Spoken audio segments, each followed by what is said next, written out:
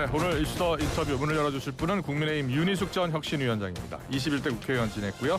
지난해 대선 패배 이후 당의 혁신위원장을 맡기도 했죠. KDI 한국개발원연구원 출신입니다. 경제통 윤희숙 의원 만나보겠습니다. 어서 오십시오. 네, 안녕하세요. 네, 안녕하세요. 오랜만입니다. 반갑습니다. 네, 이른 아침에 수고 많으십니다. 예. 의원님께서 서울시장 출마를 고민하고 있다고 들었습니다. 지금도 고민 중이신가요? 뭐 고민보단 조금 더 나갔고요. 아, 그래요? 지금 제 정신과 생각을 가다듬고 있습니다. 내가 서울시장 출마해야겠다라고 생각하신 가장 큰 이유는 어디에 있습니까? 좀 어려운 얘기긴 한데요. 예. 이렇습니다. 저는 이번 그 선거가 지방선거가 우리나라의 정말 변화와 회복의 시작이었으면 좋겠습니다. 예. 그런 선거가 됐으면 좋겠습니다. 근데 그런 정도의 생각을 하시는 분들이 많아야 되는데 잘 보이지가 않고요. 예. 그리고 두 번째는 서울시가 제가 볼 때는 지난 20년 그러니까 청계천 그 복원하고 버스 체계 개편하고 아주 크게 바뀌었을 때가 있었죠. 예. 그 이후 한 20년은 정체예요. 그래서 지난번에 그 현대자동차 그 아틀라스 있지 않습니까? 예. 그걸 보시면 아주 확연한데 몸체는 미국의 보스턴 다이내믹스가 만들고 머리는 판교에서 만들었어요. 그러니까 서울은 지금 쇠잔해지고 있다는 느낌을 우리 서울 시민들이 저는 갖고 있다고 봅니다. 부동산 격차만 벌어지고 예.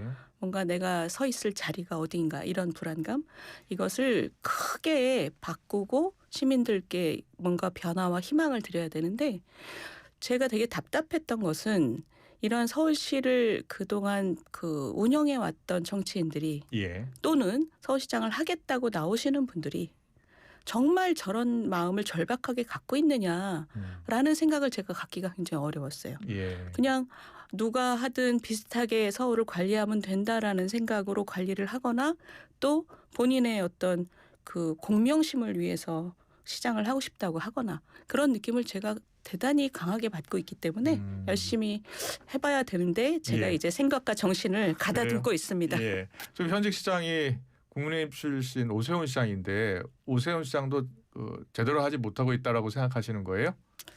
글쎄 그 여론조사를 보면 예. 오 시장님께서 뭔가 그 신선함이나 에너지가 좀 소진하고 있다는 그 인식들이 많이 퍼져 있는 것 같아요. 그래요? 그래서 저는 시장님께서 그런 부분을 좀 식상함으로 연결되지 않도록 본인이 그것을 새로이 하는 노력을 아주 집중적으로 하셔야지 그걸 보완하셔야지 시민들한테 좀 미래를 열 수 있다고 생각을 합니다. 예. 서울시장 결심을 좀 굳혀가고 계신 것 같은데 출마를 결심하면 국민의힘 후보가 돼야 될 거 아닙니까? 그렇죠. 경선을 통과해야 될 텐데 네네. 어때요? 경선 통과 자신 있으십니까? 그렇기 때문에 제가 지금 정신과 예, 그래요. 기백을 가다듬고 있는 거죠.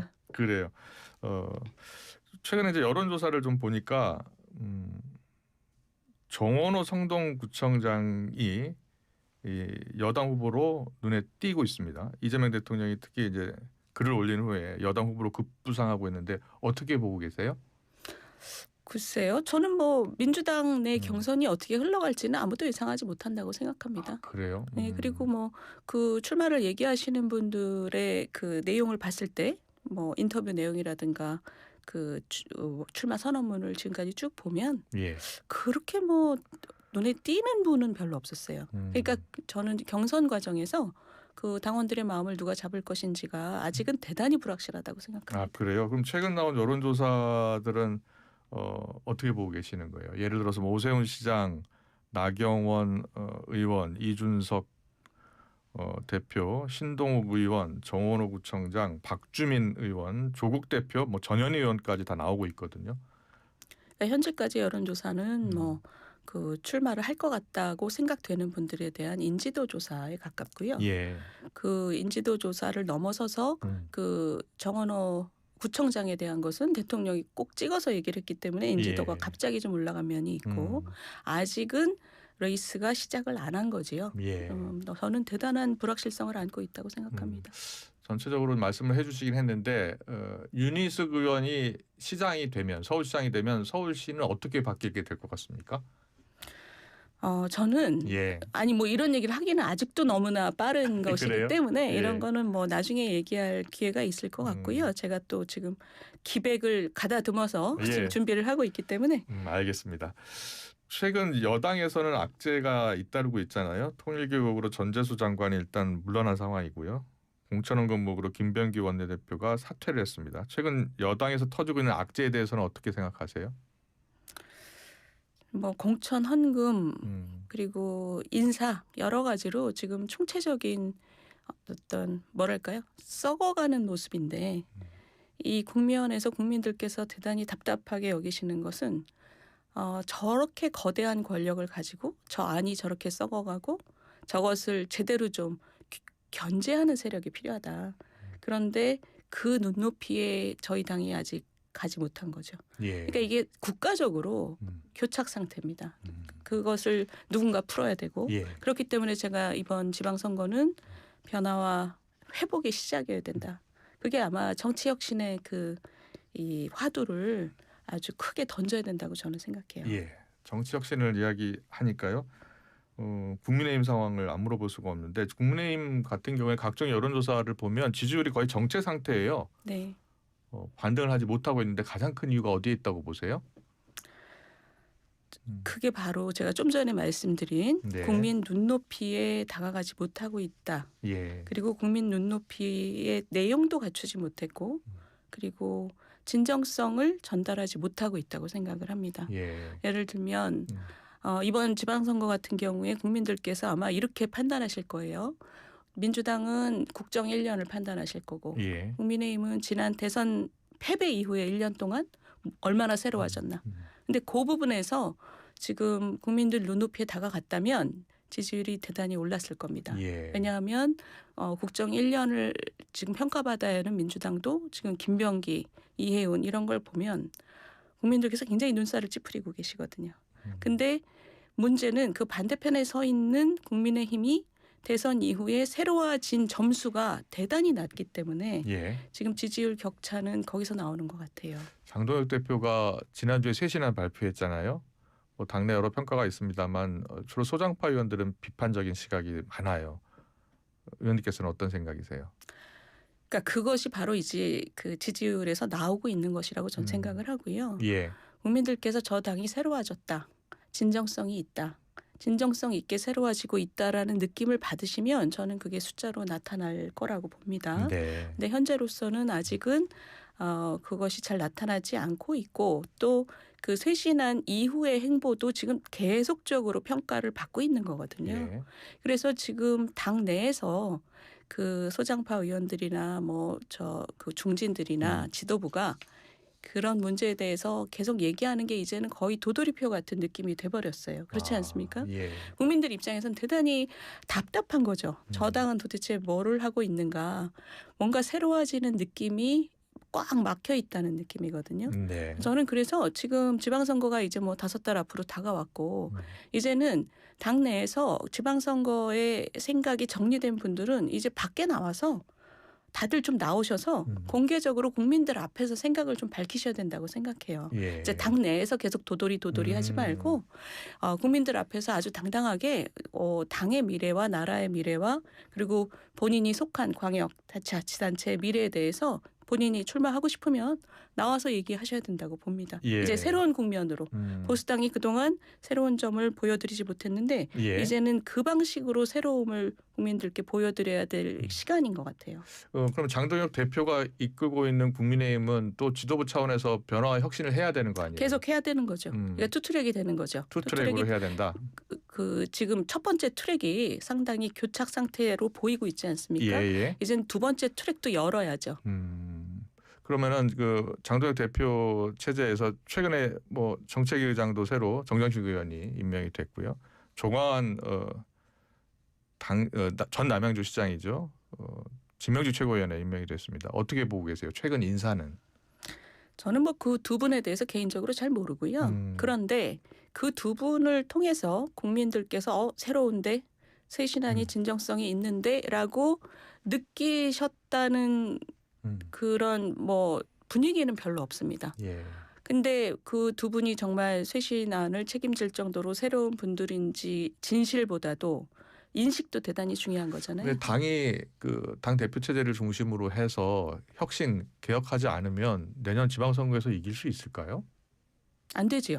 예. 그러니까 투트랙 그렇게 말씀하셨는데 일단 서울시장에 도전하거나 다른 지자체에 도전하신 분들을 적극적으로 나와서 말을 해야 한다라고 말씀하셨는데 지도 체제가 크게 변하고 쇄신하지 않는다면 어려운 선거가 되지 않겠습니까? 저는 이렇게 생각합니다. 지도부도 지금 쇄신하려고 노력을 하고 있을 거예요. 근데 예. 여러 가지의 힘이 아마 제약으로 작동하고 있을 텐데 네.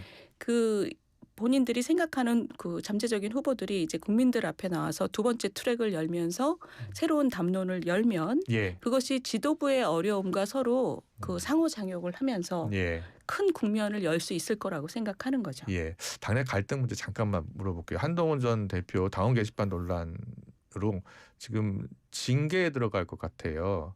어떤 결정이 나와야 된다고 보세요? 징계하고 관련한 문제는 정말 국민들이 보셔도 예. 아마 저는 딱 한마디로 이럴 것 같아요. 음. 저 당이 저럴 때야 이런 느낌이실 것 같아요. 예. 그 얘기는 뭐 한두 명의 잘못이 아닙니다. 이것은 당의 구성원 전체가 진짜 정신 차려야 되는 상황입니다. 저는 이 관련된 모든 사람들이 자신이 털어야 될 부분들을 돌아보고 털고 그리고 서로 얘기해야 된다고 생각합니다. 예. 이 뭐 공개적으로 싸우는 게 아니라 이 당을 살리기 위해서 정말 정신 차리고 힘을 합쳐야 되는 때라고 생각합니다. 예. 국민들이 너네가 지금 그럴 때야라는 말을 아마 수천 번 하고 계실 거예요. 그 힘을 합칠 가능성이 있어 보입니까? 갈라질 가능성이 더 높다라는 분석이 많은 것 같아요. 저는 아직 그렇게까지는 안 보고 예. 있고요.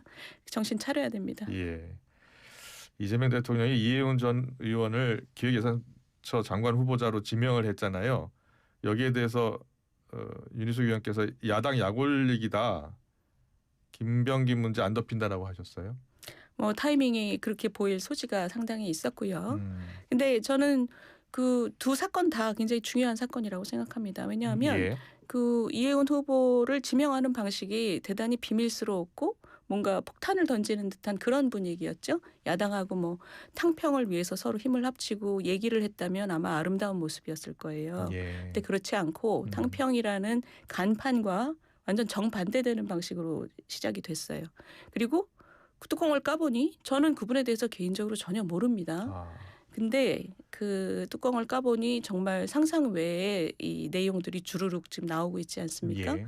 근데 그렇다면 인사권자가 이거를 접어야 해요. 저는 그렇게 생각합니다. 국민들께서 대단히 불쾌한 내용들이 굉장히 많이 나왔으면 이쯤 예. 되면 사과하고 지명 처리하셔야 된다고 생각합니다. 그런데 지금 뭐 청문회까지 두고 보겠다. 뭐를 두고 본다는 건지 모르겠어요. 두고 볼 만한 내용은 이미 다 나왔지 않습니까? 예. 정말 좀 극단적인 내용들이 너무 많고 이게 뭐 공직자, 고위 공직자 수준의 윤리가 아니잖아요. 그러면 지금 그 인사권자께서 예. 국민들한테 이거는 뭐 오기 부리는 것처럼 돼버렸거든요. 예. 네, 그거를 빨리 접으시는 게 국정을 위해서 중요하다고 생각합니다. 이해운 후보자가 스스로 결단해야 된다라고 생각하지는 않으시고요. 지금 현재까지 나온 그 내용들을 보면 예. 저는 그러기는 쉽지 않겠다는 생각이 들고 그러니까 그런 성정이 아니신 것 같고 예. 그걸 기대할 성정이 아닌 것 같고 그리고 지금 형사적인 문제도 좀 연루가 돼 있는 것 같지 않습니까? 예. 그렇다면 본인으로서는 정말 기를 쓰고 그 자리에 남으려고 하겠지요. 그래요. 관련 이슈하고 뭐 이어지겠죠. 지방선거니까요. 지방선거 관련해서 개혁신당과의 연대 가능성은 어떻게 보세요? 저는 다 필요하다고 생각합니다. 그러니까 선거를 앞두고 우리가 뭐 압도적인 우위를 차지하고 있는 당이 절대 아닌데 예. 가능한 힘은 다 모아서 국민들한테 그 좀 더 좋은 이미지로 다가가는 게 선거의 기본이죠. 예. 원칙이기도 하고. 이준석 대표와 장동혁 대표가 만난다고 해요. 이준석 대표가 빨리 만나서 현안을 논의하자라고 했고 특히 그 공천원금 수수과 관련해서는 특검 추진 공동 대응하기로 했는데 어떻게 생각하세요? 좋은 모습이라고 저는 생각합니다. 뭐 작은 차이들은 있겠지만 예. 이 지방선거 앞두고 서로 힘을 합치고 얼굴을 합치고 음. 그 국민들한테 그런 모습을 보이는 것은 뭐 아주 기본적인 원칙이고요. 근데 네. 그런 면에서 지금 그런 기본적인 스텝들을 서로 어긋나지 않고 밟아가는 것은 좋은 모습이라고 생각합니다. 힘을 합칠 가능성, 연대 가능성이 좀 있어 보입니까? 어떻게 생각하세요? 저 예측은 잘 안 하는데 예. 필요성은 분명하지 필요성은 않습니까? 분명하다. 결과는 보통 필요성에서 많이 나오죠. 예. 경제통으로 알려지셨고 KDI에서 근무를 하셨잖아요. 이해운 지금 후보자하고는 같이 근무하지는 않으셨나 봐요. 네, 안 겹칩니다. 안 그래서 겹쳐요. 같이 일을 해본 적은 없고 예. 그냥 뭐 여러 가지 카더라 얘기를 들은 수준이에요. 그래서 저는 음. 그분에 대해서 전혀 모릅니다. 알겠습니다. 이 윤희숙 의원은 다들 기억하시겠습니다마는 나는 임차인입니다라고 그 국회에서 한 연설이 상당히 인상적이었고 많이들 기억하실 겁니다. 지금도 임차인이십니까? 지금도 예. 제가 올해 갖고 있는 소유한 작은 집이 있지만 예. 정치를 하면서 밖으로 나돌고 있기 때문에 아직도 전세를 살고 있습니다. 그래요. 예. 이재명 정부의 경제 정책, 특히 부동산 정책은 어떻게 보고 계세요? 저는 정말 이게 국민 분열 전략이 아닌가 하는 생각마저 들 정도예요. 왜냐하면 부동산 자산 격차가 대단히 심해지고 있고 이것은 그 충분한 공급이 이루어지지 않기 때문인데 그러면 공급이 이루어지게 하려면 사실은 그 뭐랄까 재개발 재건축이 굉장히 활발하게 이루어져야 되고 그리고 그런 공급이 이루어진다라는 믿음을 국민들한테 줘야지 패닉 바잉이 안 생기는 건데 네. 지금 대단히 이상한 것은 뭐냐면 노무현 정부부터 문재인 정부 그리고 이재명 정부까지 똑같은 일을 똑같은 방식으로 해요. 그게 뭐냐면 문재인 정부 특히 그때 우리 머릿속에 확실해진 건 뭐냐. 정부가 수요 억제 정책을 해도 부동산 가격에 아무런 영향을 주지 않는다라는 것이 이젠 우리가 경험으로 다 알게 됐습니다. 예. 근데 그 똑같은 전략을 써서 노무현 정부가 부동산으로 망했다고 대통령 스스로 얘기했죠. 문재인 정부도 마찬가지입니다. 근데 똑같은 전략을 또 써요.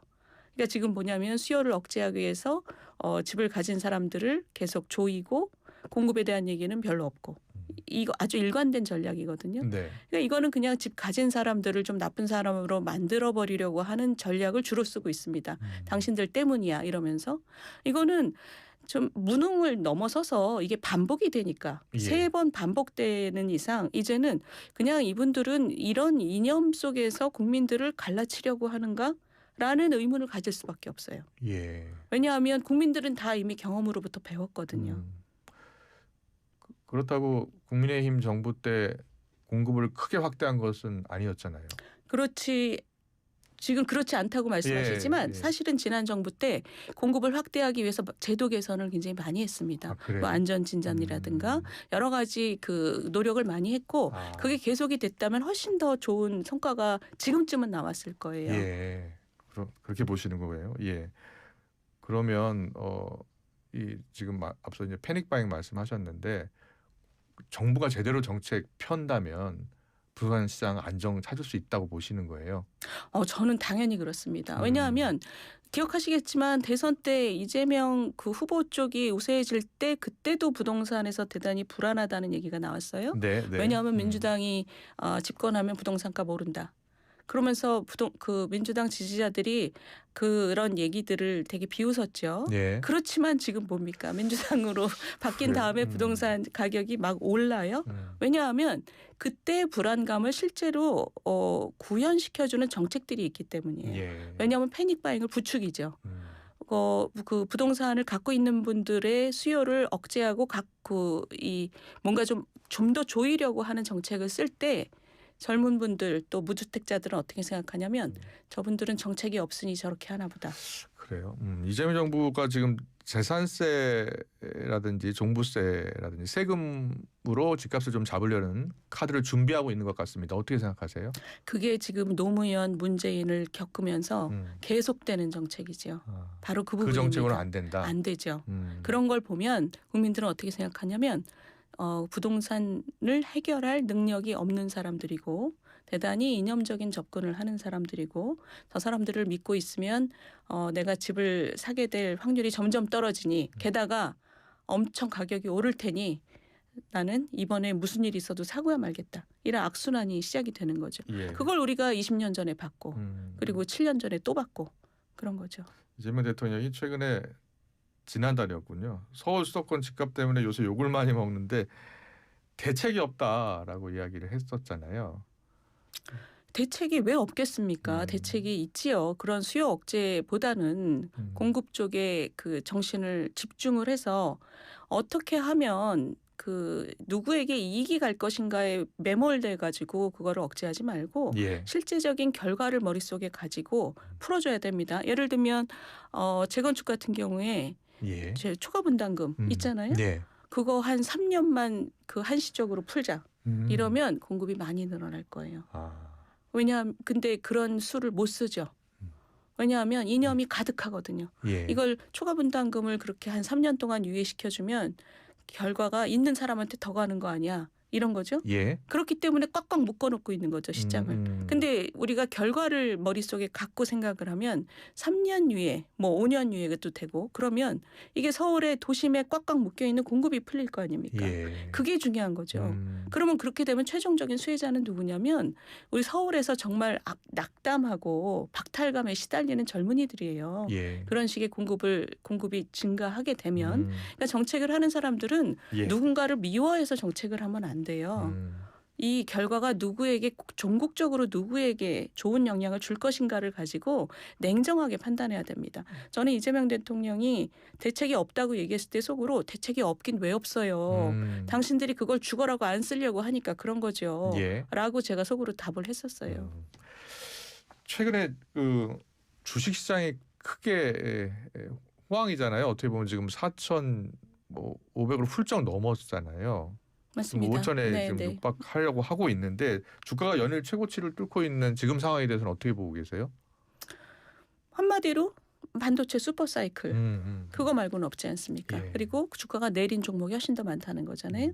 그리고 주식 가격이 그렇게 오르는데도 한국 경제의 전망을 밝게 보는 사람은 또 별로 없습니다. 왜냐하면 우리나라에서 활력과 생산성을 잃어가고 있는 산업이 대단히 많고 그게 한국 경제의 주축이고 반도체는 슈퍼사이클만큼 또 낮은 사이클도 또 돌아오게 돼 있기 때문에 예. 그 반도체에만 이렇게 완전히 의존하는 경제 구조는 대단히 취약하다는 걸 우리가 과거 경험으로부터 알고 있습니다.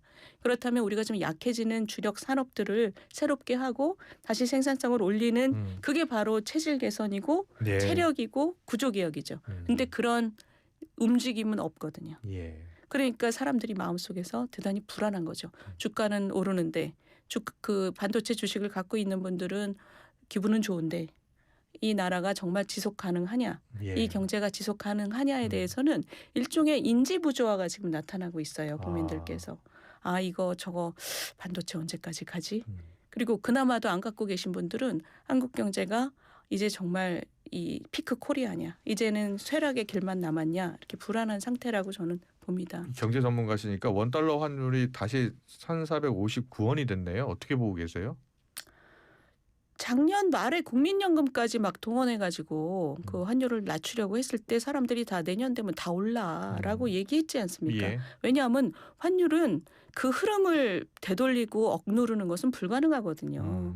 그 정도의 자금은 없어요. 무슨 자금으로든 예. 환율을 일정 수준에 누르려고 하면 거덜이 나게 돼 있습니다. 왜냐하면 그 흐름이 거대하기 때문에. 네. 그래서 국민연금으로 뭐 그 엄청난 양을 쏟아부어서 환율을 좀 내렸지만 새해가 들어서면 다시 올라갈 거라는 거는 많은 분들이 예측을 했고 예. 왜냐하면 괜찮겠습니까? 어떻게 보세요? 1,500원까지 육박하면 괜찮겠습니까? 그게 뭐 큰 변동성이 있지 않는 이상 예. 환율에 대해서 나라가 뭐 저 큰 어려움에 처할 거다라고 생각하는 분은 그렇게 많지는 않습니다. 예. 왜냐하면 그걸로 어려워지는 분들이 분명히 생기죠. 그게 이제 국민이라서 문제죠. 예. 환율이 내려가면 지금 같은 경우에 그 환율이 내려가면 물가가 우리에게 좀 안정을 주는 건데 예. 지금 반대 상황이잖아요. 그 대신에 수출 기업은 기분이 좋겠죠. 예. 자, 경제 이야기를 많이 했는데 국민의힘이 정책적으로 대안정당이 되기 위해선 지금 어떤 경제 정책, 어떤 이야기 좀 해야 된다고 생각하세요? 지금 구조개혁 얘기가 저는 가장 중요하다고 생각합니다. 예. 우리 기업들이 지금 주가가 올라도 국민들이 불안한 이유가 우리 기업이 없기 때문이거든요. 아니 기업이 많죠. 기업이 많은데 미래에 우리나라에게 활력과 부를 가져다줄 혁신 기업. 그런 기업들이 지금 부지런히 치고 나갈 체력이 안 돼 있다는 거잖아요. 예. 그 부분의 얘기를 가장 강하게 저는 해야 된다고 생각해요. 예. 국민의힘이 지금 이재명 정부가 가장 부족한 게 바로 그 부분이고요. 음. 국민의 미래를 밝게 하는 그런 혁신성이 우리 경제에서 지금 떨어지고 있는데 예. 그것을 제대로 끌어올리는 노력은 제가 볼 때는 현재까지 전혀 없습니다. 지금 뭐 계속 얘기하는 게 돈을 뿌리겠다는 얘기잖아요. 예. 뭐 재정을 마중물 역할로 쓰겠다. 예. 그 마중물 역할이라는 게 예전에 없었단 말입니다. 예전에 기억해 보시면 김대중 정부 때도 없었고 노무현 정부 때도 없었어요. 예. 그 말이 생긴 게 언제냐면 그 나라 빚을 엄청나게 늘린 문재인 정부 때 생겼습니다. 예. 그리고 거짓말이죠. 마중물은 보통 자주 잠깐 넣는 물이잖아요. 근데 그런 말을 쓰는 정부는 재정을 물같이 쓰겠다라는 얘기입니다. 예. 근데 물같이 쓰겠다라는 얘기 플러스 뭐가 있냐면 다른 노력은 안 하고 재정으로 돈을 뿌려서 뭔가 경기가 좋아지는 것처럼 하겠다라는 거거든요. 지금 국민의힘이 어떤 경제 정책을 한다면 그것을 전공법으로 대응을 해야 됩니다. 마중물을 쓰려면 정말 마중물이어야 되고 예. 경제의 체질을 올려야 된다. 이런 얘기를 정말 힘있게 해야 돼요. 네, 알겠습니다. 잘 들었습니다. 사실상 서울시장 도전 의지를 밝히신 국민의힘 윤희숙 전 의원과 함께했습니다. 잘 들었습니다. 고맙습니다. 감사합니다.